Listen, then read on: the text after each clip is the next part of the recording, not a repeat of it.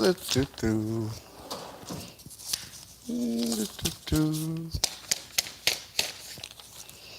Good morning, everybody, and welcome to the best thing that's ever happened. It's called Coffee with Scott Adams, and I won't always look like this. Not always. But I'm preparing. You know what I'm preparing for. That's right. My Joe Biden impression, it's coming up. It's coming up, and it's coming in strong. But before we do that, let me remind you, in case some of you are not aware of what's happening right now, you have just, either by your own design and clever machinations, or possibly by blind luck, you've all ended up at the best place in the world. It's it, right here. Coffee with Scott Adams, the best thing that's ever happened to you in your entire life. And the only way you could possibly make it better is through the simultaneous sip. What do you need for that? All you need is a cup or mug or a glass of tank or chalice, stein, canteen, jug, flask, vessel of any kind. Vessel of any kind. Fill it with your favorite Look-and I Like coffee. And join me now for the unparalleled pleasure. Really unparalleled. The dopamine of the day, the thing that makes everything better, including your antibodies. Go. Boop, boop, boop. Antibodies coming online. Yep, 100% participation. Every antibody in my body is on fire. Well, I don't know if any of you saw the town hall last night. Anybody see any clips from the town hall? Well, the most notable thing that came out of the town hall with Joe Biden on CNN is that for reasons that we still don't understand, Joe Biden was standing. If you haven't seen it, you have to see it. For some reason, he was just standing like this for an extended period of time waiting for a question. Now, clearly, this caused people to have create many memes. Among the memes, of course, Cornholio, if you haven't seen Cornholio. By far, that was my favorite. But I also added that he was holding 2 ice cream cones, invisible ice cream cones. And it only took about 30 minutes for somebody to make the video version of him actually holding ice cream cones. We've seen him, we had jetpacks. We've seen him with ski poles. It's the most meme thing I've ever seen instantly. But I would like to add to that, I think he was also sending a message to the public.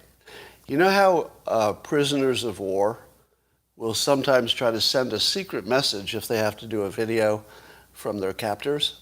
They'll try to send something. Here's the message I was getting from this. They have me tied to a chair when I'm not on camera. They tie me to a chair. Right? This is what it would look like if you were tied to a chair. I think he was trying to tell us he was tied to a chair. Maybe it's Parkinson's, tremors, somebody says. I didn't see anything like that, but it's sort of a mystery. But as I watched it, I imagined Joe Biden asking his staff how it went. And so I would like to give you a play in one act of Joe Biden asking his staff how it went. For the Joe Biden role, I will dress like this. And I'll take this off for the role of his staff member. Hey, everybody. How do you think I did on the town hall? Was it pretty good? And what did the polls say? Think I nailed it?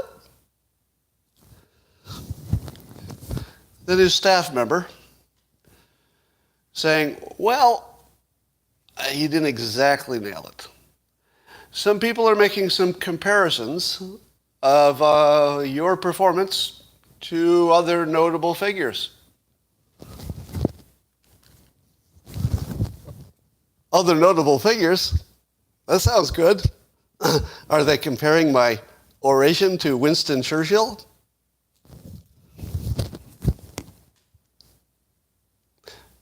No, not Winston Churchill so much. I haven't heard that reference, actually. Is it sort of a Ronald Reagan thing? Are they saying I was inspirational? No, not Ronald Reagan, and not Winston Churchill so much, no.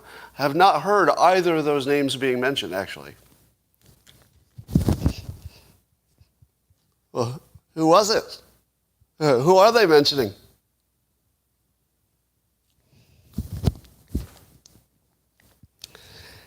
Have you heard of Beavis and Butthead?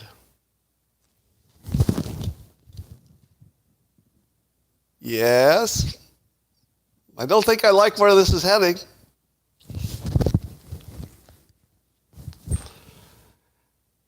One word. Cornholio. Now, scene. Now, I haven't watched a lot of town halls in my life, and I haven't seen every president's performance. But there is one thing I can tell you with great certainty. If you ever give a speech and 100% of the public is comparing you to Cornholio, you didn't nail it. Nope. Needs work. No Cornholio references. Next time. You can work on that. Well, what else did he say? CNN put their spin on it, of course, and they sent their attack dog, Stephen Collinson, to write about it. Now, Stephen Collinson is most notable, I think, for his continuous anti-Trump articles on CNN, but he's also being forced to sort of support Biden, it looks like. Looks like his orders are to say good things about Biden if he can, but it was kind of hard. Yeah, that'd be normal. It was kind of hard last night, but he did his best. And Stephen Collinson he's a soldier. He's not going to back off when he can say something good about Joe Biden. And so here's how he started his article today. Talking about the town hall, he said, Joe Biden, showing candor and good humor on Thursday, reminded America why it picked him as president in a dark hour of crisis. That's pretty much how you would have summarized it, wouldn't you? If you watched that town hall, you'd say to yourself, my first sentence in the article should be the one that captures the essence of it. Was the essence that you saw that his candor and good humor reminded you of why you picked him as president in the dark hour of crisis? Did it remind you of that, or did it remind you of this? Which one did it remind you of a little bit more? How good you feel in your dark hour of crisis? I feel pretty good in my dark hour of crisis. How about you? So, not his best performance, but Stephen Collinson, to his credit. He did say that there were some issues with the town hall. He said that Biden also showed his tendency to send his own White House into emergency damage control as he flipped set-in-stone policy off the cuff and offered gaping openings for his Republican foes. Well, that's fairly generic, so you probably need a specific. Let me give you a specific in a two-person act that involves Joe Biden, again, talking to his White House staff.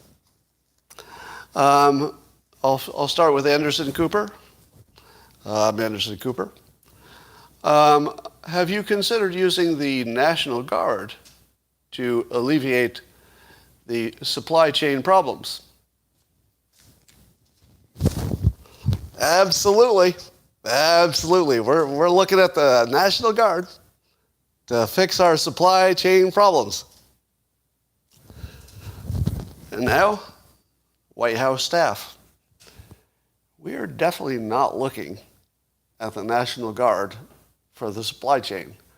By the way, they don't work for the federal government. They kind of work for the governors and the state, and nope, nothing like that. Now, what did that little exchange tell you about who's in charge of fixing the supply chain problem? So who's in charge of fixing it? Clearly, nobody. Clearly nobody. Because Biden didn't even know that they weren't talking about using the National Guard. If he doesn't even know whose decision it is or what they're even talking about seriously, he's not in charge.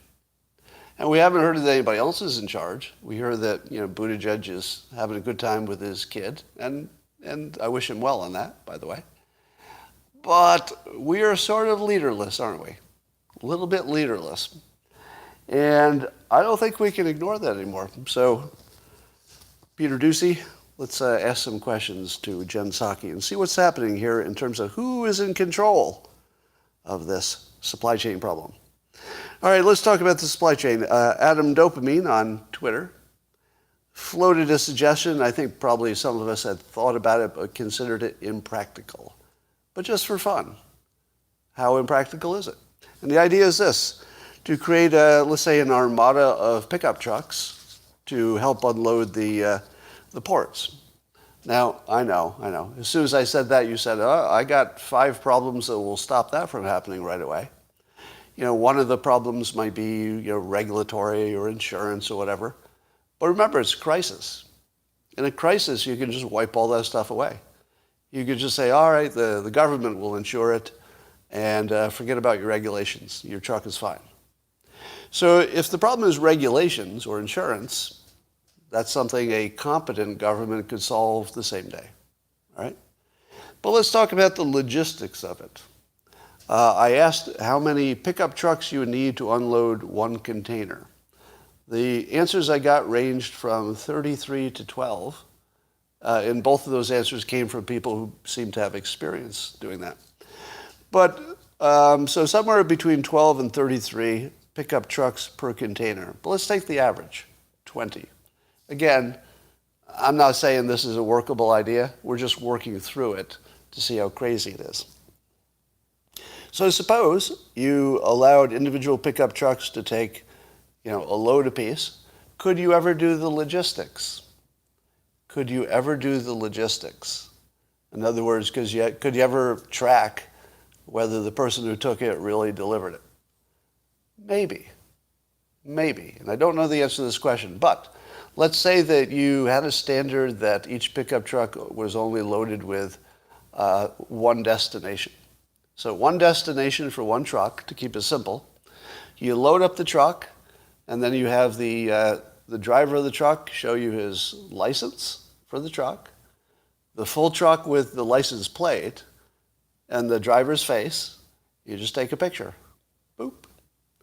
And you send that to the end customer and say, this person is bringing this truck with these items. If it doesn't show up, you know who took it. Or you know what the problem is. And if it doesn't show up, talk to the government at this phone number because you have an insurance claim. Now, whoever receives it should probably take a picture of the truck too, in case the load looks different or reduced on the way. But I think you could probably get something like a process going with just take a picture of it. That would be not so bad, because you don't need to enter a lot of data if you just take a picture. You've got the license plate, you've got their license, you've got their face, and you've got the truck to show the evidence. So could you make the paperwork short and easy? Maybe. It would depend on what the mix of stuff is. Now somebody said, but wait, Scott, you couldn't load large items on a pickup truck. So some items would be larger than even one item you could put on the truck. To which I say, you don't do those. That's the solution. Don't do those. Just leave them for the cranes and the regular trucks, because there's still enough of those. If you can take the burden away from the small stuff, the smaller items, you would have enough capacity for the big stuff. So you don't need to worry that some stuff is too big for a truck. Okay? And frozen items as well. You need the specialty trucks for those. But if you're just getting rid of the excess stuff, you could do it with the smaller items that you could break up and put on a truck. All right, how about would you need to load them with cranes, the pickup trucks, which then would be using up a lot of cranes, so that seems like it would be another problem. Or would it be smaller items that you could load? Now, somebody sent me an estimate that said it would take, yes, this is not my talent stack, you're right. So somebody said it would take an hour to load the equivalent of a pickup truck. But I don't think an hour applies if you back the truck right up to the container. Am I right? How long would it take to load a truck if you literally just backed it up right to the container? So you've got people in the container handing it to you, and you're just putting it on your truck. 10 minutes? I think 10 minutes. If somebody's handing it to you while you're on the bed of your truck and all you're doing is turning around and stacking it, I think 10 minutes, right? So you could load it in 10 minutes. What about paying all the labor?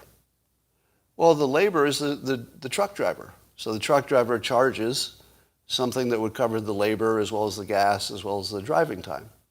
So there's some free market rate that would get the drivers to do the labor as well as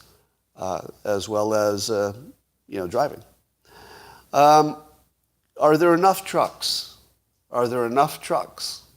Don't know. But there might be enough just to take the edge off. Suppose you could take 10% off the congestion. What percentage would you have to take from the congestion to make it start moving somewhat smoothly? Because it's not 50%. You don't have to do 50% of the load. Probably closer to 10, right? I mean, just if you've lived in the world long enough and you kind of conceive what it would take to make a traffic jam, think of what stops traffic in the real world on a highway. What is it that causes a traffic problem? Usually one accident.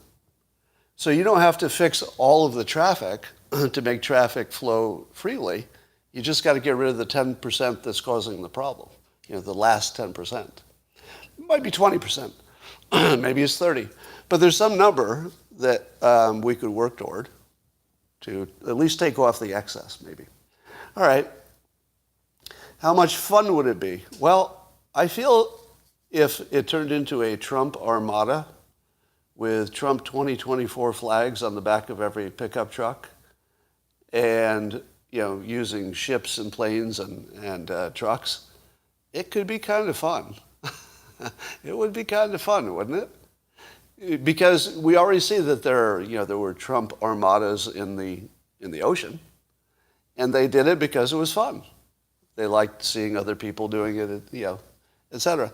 I feel like you could do a Trump armada of trucks and just take 10% off the top of the load. All right, how many of you know what the Jones Act is? Have you heard of that? The Jones Act? Now, I don't know enough about it to speak intelligently. But what I know is that it's some kind of act that was put in by some kind of special interest that's not good for the world, but it was good for whoever the special interest was, that prevents ships from, picking up stuff if they go to multiple ports or something like that. The quick version of this is that there's an act, some legislation, that if you got rid of it, would instantly make everything more efficient. Now, I don't know if it fixes this problem immediately, because maybe, there's too much that's already there in the ports. But in the long run, apparently it's, this is U.S. flagships only. Only if it's a U.S. cruise, somebody says. All right, so I don't know the details of this Jones Act, because I literally was exposed to it 5 minutes before getting on here. But there's something there that a Trump could take care of that maybe a Biden can't, because it's about removing regulations, it's about executive orders, it's about being a leader, really. The Jones Act is protecting our shipping industry, okay? So the special interest is U.S. shipping industry.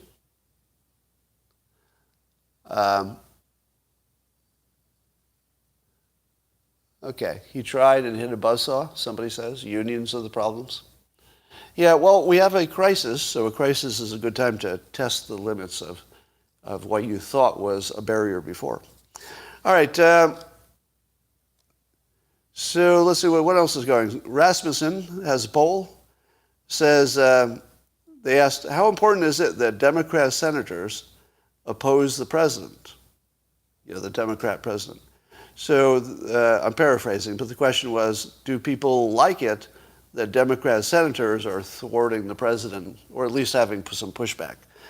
And weirdly, 59% of Democrats said yes. So let me say this again. Democrats are happy that they elected Joe Biden, or at least they were, but they're also happy that the Democrat senators prevent Joe Biden from doing the job and vice versa. So they like Democrats as long as the Democrats aren't doing anything. Now I'm exaggerating a little bit, but I think it's funny that 59% want Biden to be in charge and also somebody else to stop him from doing too much. That's not crazy. It just is funny when you say it. It's completely reasonable to want to have a check and a balance.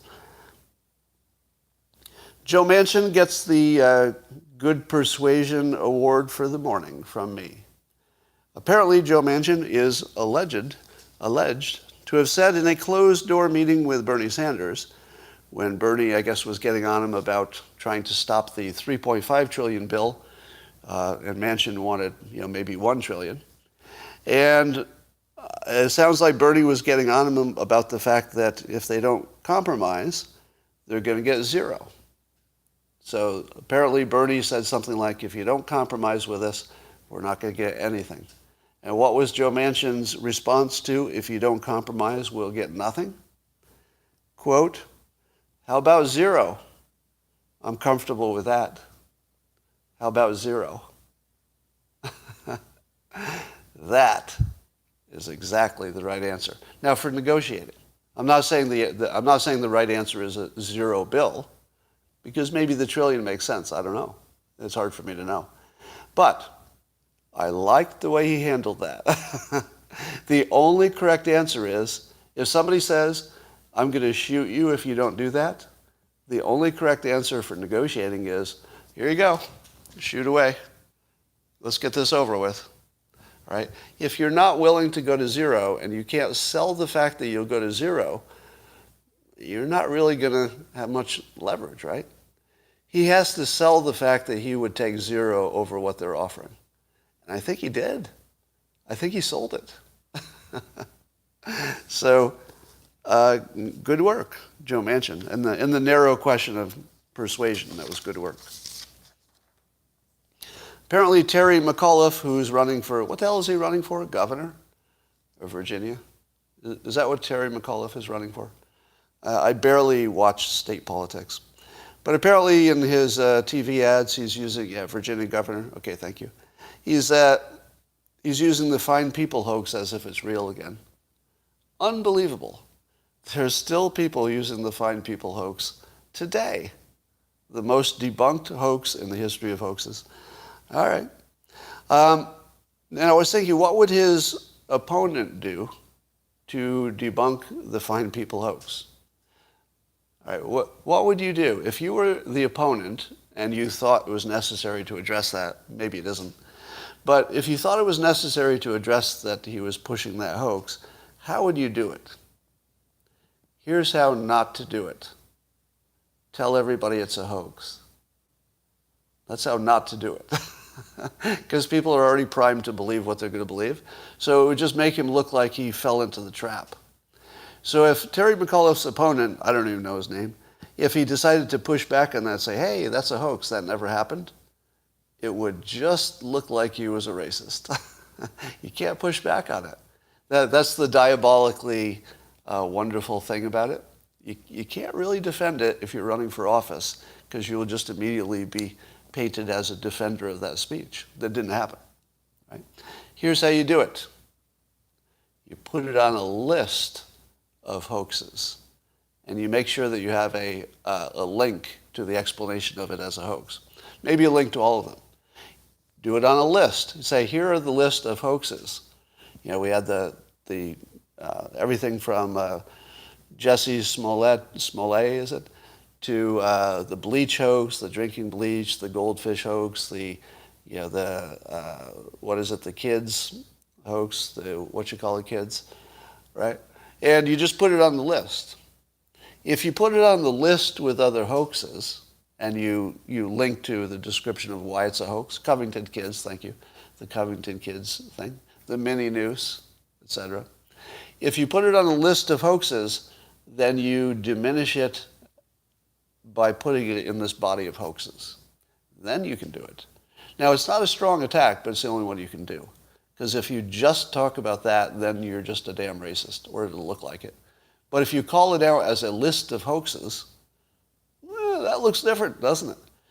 My opponent can't tell real news from hoaxes. How's that feel? My opponent, Terry McAuliffe, wants to be your governor, and he can't tell the difference between real news and a hoax. Look at this list. He picked this out of a list of hoaxes, and he's trying to sell it to you. Russia collusion hoax, thank you, the obvious one. Right. Well, Alec Baldwin finally killed someone. I feel like that was only a matter of time. I don't know how to talk about a story that's horribly tragic and funny at the same time. It's a tough one. It's a tough one. Because, you want to be a decent human being, and there's innocent people who got wounded, in one case killed, and that's not funny. That's not funny. But Alec Baldwin was the person who did it, and we're hearing some unconfirmed reports of what he was doing prior to that. It looked like he might have been telling a joke because he thought the gun had blanks or something. But let me say the obvious. I think Alec Baldwin was an anti-gun guy, right? Am I right? Alec Baldwin was an anti-gun activist. Do you know what would have prevented this accident? Among other things. The number one thing that would have prevented this accident, if he had firearms training. Literally nobody with firearms training, let's say NRA training, literally nobody with firearms training would have done that. None. Zero. I think. Correct me if I'm wrong. How many of you have taken gun training? So let me know, how many of you have taken any firearms training? Do you think you could take firearms training and walk away with that thinking you could ever, under any condition, point a gun that's a prop gun, a fake gun, a toy gun, any kind of gun, one you think is unloaded? Do you think the NRA or any firearms training would let you point any gun at any person ever? No. No, that's an absolute. There's nothing more absolute than that. No, I don't think it's loaded. No, it has blanks in it, I'm pretty sure. No, never. Because, by the way, the blanks can kill you just at a shorter distance. Because the blanks have gunpowder. It's shooting some, at least gas and forces out. So you can kill somebody with a blank. That's a thing. Now, and of course you never, and by the way, even if it was a plastic gun, even if it were plastic, should he aim it at somebody? Not if there's somebody else with a gun anywhere around, right? If there's somebody else with a gun, they're gonna pull it. If somebody sees somebody pointing a plastic gun at somebody and it looks sort of real, you're gonna unload at the very least. You might not shoot, but you're gonna deholster, right? If you think it's a real gun. So we don't know if he was killed by a blank or an actual round. Do we know the answer to that yet? Was there an actual live round in the gun? Because it's hard to believe. But I don't think we know that, which is weird that we don't know that. So here's what we've learned. Owning a gun is dangerous, but not owning a gun is dangerous too, a different way. But had he been a gun owner, almost certainly would have taken some kind of training. This wouldn't have happened. If he had been a gun owner, it wouldn't have happened. Irony is just screaming here. There's a question of why he shot two people.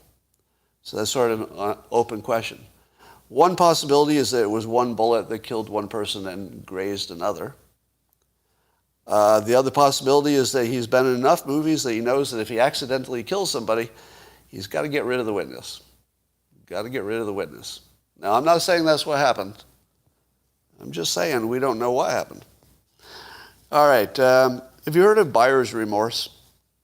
Oh, and by the way, on this Alec Baldwin thing, I swear it looks like there's an anti-Trump critic curse. Is it? Oh, it could be shrapnel, yeah. Is it my imagination, or do people who are prominent critics of Trump end up with bad futures? It feels like it, right? Anyway, let's talk about Biden remorse. This is a hashtag I made up yesterday. Sounds like buyer's remorse, doesn't it? I feel like we're getting some of that buyer's remorse from Biden. Let's call it Biden remorse. I guess I didn't have much to say about that, except Biden remorse sounds funny to me.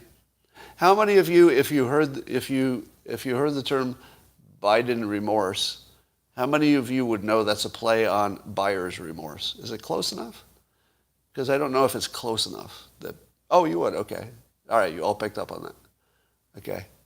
I wasn't sure if that was obvious. All right.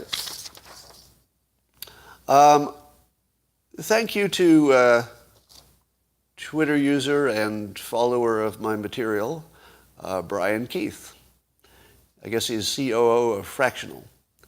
And he wrote a long tweet today about his experience consuming my material from Dilbert through the live streams. And it was really well thought out, and I appreciate it a lot. So I'm just going to say thank you. If you want to take a look at it, I tweeted it this morning. Almost every day somebody says, why aren't you talking about that evil Fauci and his lying about his gain of function stuff? And I'm just not seeing the same story you are. Now, is Fauci lying about gain of function? In the intentionally misleading way, I suppose. I mean, I think you could make that argument. Because there was gain of function work, and apparently it did get funded directly or indirectly through something that he was associated with. He did deny it, and it is fairly conclusively demonstrated that it was happening. So if you hear that he's denying it, but it really happened, what is your conclusion? That he lied, right? The obvious conclusion is that he lied. I'm not seeing it. And by the way, I'm not a Fauci defender. So, it's not like I just side with him and I'm trying to defend him. Here's why I don't see it. Because his explanation is that they used a different term. That the term gain of function, I think he's trying to weasel it as being maybe more military than it was. And the question is, what goes into that definition of gain of function? So to me, it looks like he's just using a definition thing, saying that's not how I define it. So by my own definition, I didn't do it. And then other people say, well, by our definition, you did. So what is there to talk about? By his definition, he didn't do it. By somebody else's definition, he did. We're only talking about the definition. We're not even arguing about what happened. If you're not arguing about what happened, what are you arguing about? The what happened part is important. Now, here's what I understand from my light reading of the topic. That there's some kind of things that you would call gain of function that would just be smart to do. Let me ask you that. Give me a fact check on that, because that's more opinion than fact, right? Is there something that somebody who is an expert in the field would call maybe one sliver of gain of function that would be not only worth doing, but might reduce your risk in the long run? Yes or no? Is there any gain of function that would have been justifiable? Not building a weapon. So I'm not talking about building a weapon out of a virus. I'm talking about tweaking a virus to see if you can change its characteristics, which might give you some insight about what other people are doing in other countries, and also some insight about what things to be ready for, for vaccines and stuff. It's playing with fire, okay. But is every kind of testing playing with fire? Is every kind? I think, here's my assumption, and until I'm proven wrong, I'm going to stick with it. All right? My assumption is that when you use a phrase like gain of function, it's a pretty big label. And that Fauci did do things that would be under that category and has denied it. But maybe defining it differently, as in, no, the gain of function you're talking about is turning a less harmless or a more harmless virus into a dangerous one. We didn't do that. Maybe he didn't. Now, maybe somebody did it that they didn't know about. Maybe there's a rogue. Maybe there was some confusion about what got funded. But it could be true that by his definition, it didn't happen. By his definition. But you'd have to buy his definition of it. And I don't think it's necessarily unreasonable. If it's true, and here's my big assumption, if it's true, Shill Adams at his best. So all the people doing all caps are experiencing cognitive dissonance. So here over on, you can see an example over on YouTube. Skid Buff says in all caps, Shill Adams at his best. That's not really a comment, is it? Here would be a comment with a functional brain. A functional brain would say, I challenge your assumption. I don't think there's a difference of definition. That would be a smart comment. Something worthy of your time. Do you know what wouldn't be? And all caps, Scott's a shill. Scott's a shill. Yeah, it doesn't help. Doesn't help. All right, for those who challenge my assumption, that's fair. You still did it in all caps, though. All right, is there anybody here who would agree with my assumption? Right? Is there anybody who would agree that what it looks like there's a difference in definition going on here, that's the heart of it? Seeing one yes, mostly no, a few yeses.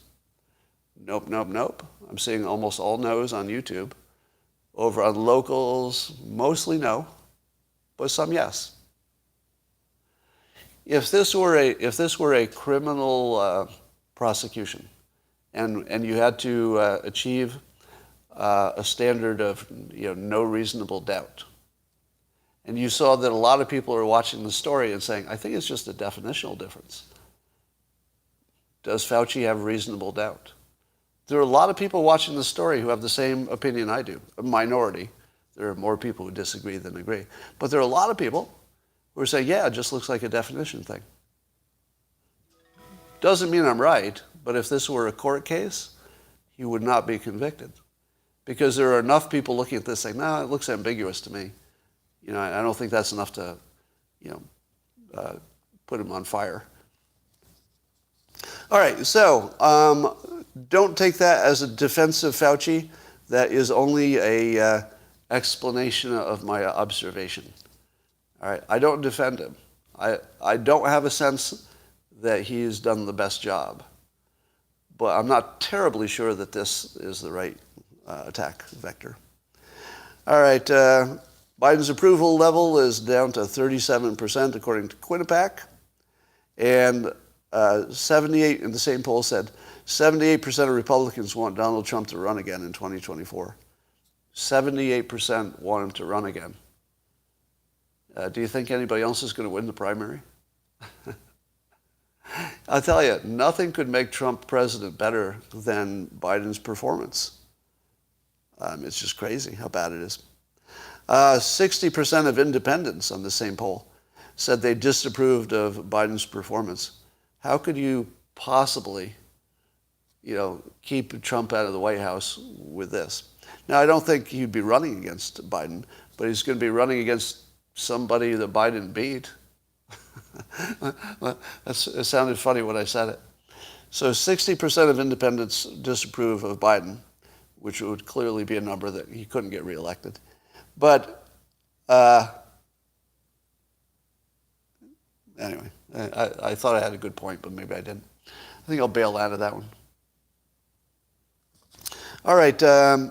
Randi Weingarten, who you might know as the president of AFT, which is probably American Federated Teachers, the teachers union. So she's president of, I guess, the biggest teachers union, or is there a teachers union above teachers unions? What exactly is her role? I don't know if she's the head of the biggest teachers union, or is there something that's on top of all teachers unions? Can somebody explain that? Is she, NEA is the biggest, so she's just one of the big ones? Is that the actual situation? All right, so the loudest one. Anyway, she's a leader in the teachers' unions, and she tweeted that kids were very damaged by the lockdowns. That's right. A leader who stopped kids from going to school wants you to know that the kids were very damaged mentally, psychologically, developmentally by the lockdown. The person who is singly most responsible for causing it wants you to know that, gosh, it sure looks bad for those kids. Unfrickin' believable. AFT is higher education than NEA? Well, we're confused about some of these roles, but maybe we'll sort that out. So what she said was in her tweet, I think a lot of people forget that our children are also facing immense trauma as a result of the pandemic and the isolation of quarantine and school via Zoom, the things that she caused. Many of her did, or at least was very persuasive in. All right, the funniest statement, and I'll end on this because I got to leave a little early today, is that CNN has, and I love doing this, I love using CNN's own biased language against them. Do you know how when somebody does something wrong and then they try to support it later, and CNN always says they're doubling down? Oh, Trump doubled down on his bleach drinking or whatever. Usually it's fake news. So I'm going to say they doubled down. Apparently they are defending their network's coverage of Joe Rogan and the many references on it that he was taking horse medicine, which of course he was not. It's fake news. And CNN, instead of saying, you know, you're right, we probably shouldn't have couched it that way or framed it that way. Sorry about that. But, you know, it was opinion. I think CNN had a perfectly good defense. And the defense would be, yeah, sorry, that was probably a little misleading. It came out of our opinion people. And we would have thought that you would have known it was hyperbole. That wouldn't be a bad defense, you know. I mean, not complete defense, but it would be better than what they did. So they decided not to apologize and went hard and said the only thing they did wrong was hurt the ego of a celebrity, Joe Rogan. That's all they did wrong. They hurt his ego. Well, I'm not so sure about that. But even, I guess the Washington Post had a article by Eric Wemple, who just eviscerated CNN's treatment and their integrity. Because this was just a clear fake news. I think most people would say it's a clear example of just the media being despicable. And they decided to double down. But maybe that works, I don't know. Wouldn't it depend on the hoaxer's definition of bleach? Nope. Nope. I don't think anybody would call light therapy bleach. Disinfectant, yes. So it does depend on your definition of disinfectant, but not on your definition of bleach. Bleach is a pretty clear word. Yeah, they doubled down on lying. All right. And that is pretty much what I wanted to talk about today. So, did I miss anything? Are there any stories that you wish I talked about that I didn't? How's Boo? Boo's looking good. We still have to figure out if the cancer diagnosis is real. It's a little ambiguous still.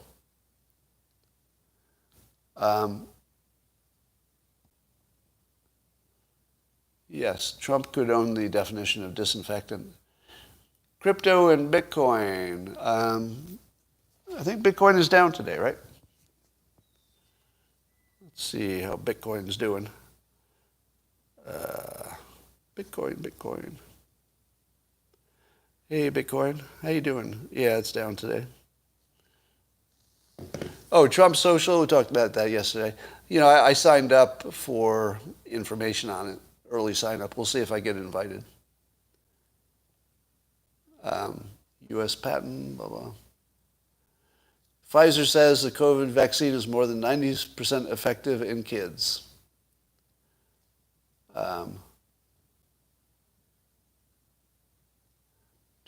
Beta Vegas. Sorry.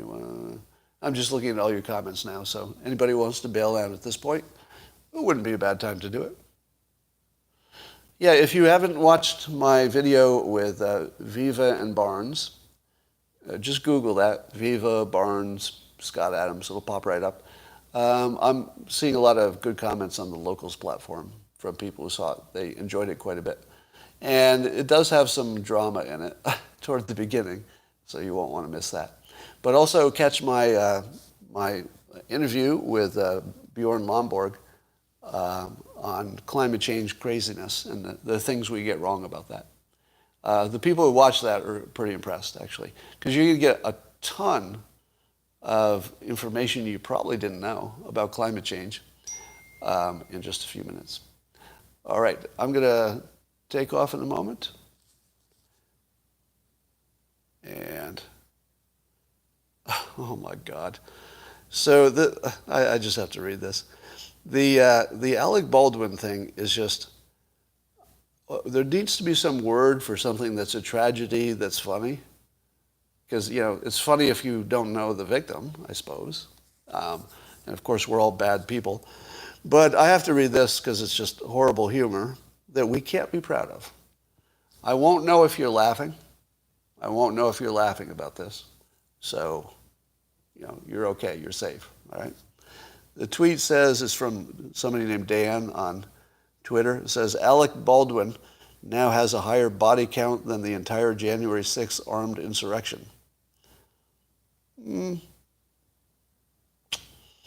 Wow. Yeah, the ironies here.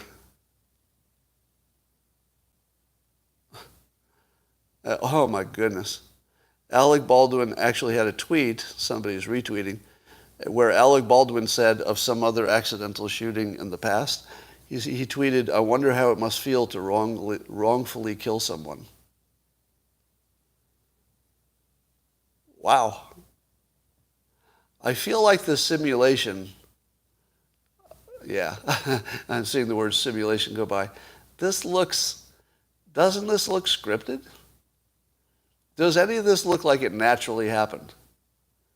You know, the obvious explanation is that coincidences happen all the time, and when they don't happen, you don't notice them, and when they do happen, you notice them, so you think they're happening all the time. But so it could be just coincidence. That's the most likely explanation. But it sure looks like something's going on. I mean, it looks like the simulation. It just looks like too many weird coincidences. All right. I got to go.